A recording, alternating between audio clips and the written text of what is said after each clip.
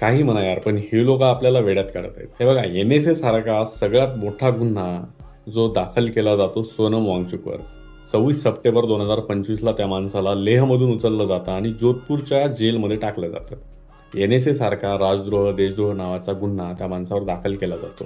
त्यानंतर त्या माणसाची बायको येऊन हिबस कॉर्पस नावाची एक पेटिशन फाईल करते. त्या पेटिशनचा रिझल्ट लागण्याआधीच सेंटर काय म्हणतं की आम्हाला आता त्यांच्याशी काही प्रॉब्लेम नाही, ते आधी देशद्रोही होते, आता ते देशद्रोही नाही आहेत.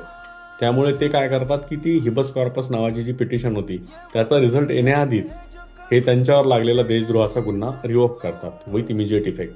आणि त्यांना जे 17 मार्चला त्यांचा जो रिझल्ट लागणार होता तो रिझल्ट लागायच्या आधीच आज म्हणजे 14 मार्चला त्यांना जेलमधून सोडलं जातं. त्या माणसाचा गुन्हा फक्त एवढाच होता की तो माणूस खरं बोलायचा आणि खरं बोलणाऱ्याला हे लोक आता देशद्रोही म्हणायला लागले. देशद्रोही म्हणायचं, आतमध्ये टाकायचं, परत काय म्हणायचं की नाही आता तो देशद्रोही नाहीये, आता आम्ही त्याला बाहेर काढ. एक नंबर काम सुरू आहे. म्हणजे खरंच आपण लोकशाहीत आहोत का या गोष्टीचा विचार करायची वेळ आली. आणि ज्या लोकांनी त्या माणसाला देशद्रोही म्हणून हिणवलं, कितीतरी व्हिडिओज बनवले गेले, ते लोक येऊन आता माफी मागणार आहेत का? आणि ज्या सरकारने त्यांच्यावर देशद्रोहाचा खटला चालवला ते सरकार आता यांना माफी मागणार आहे का? कमाल सुरू आहे खरंच भारत देशात. बघावं काय होतंय ते.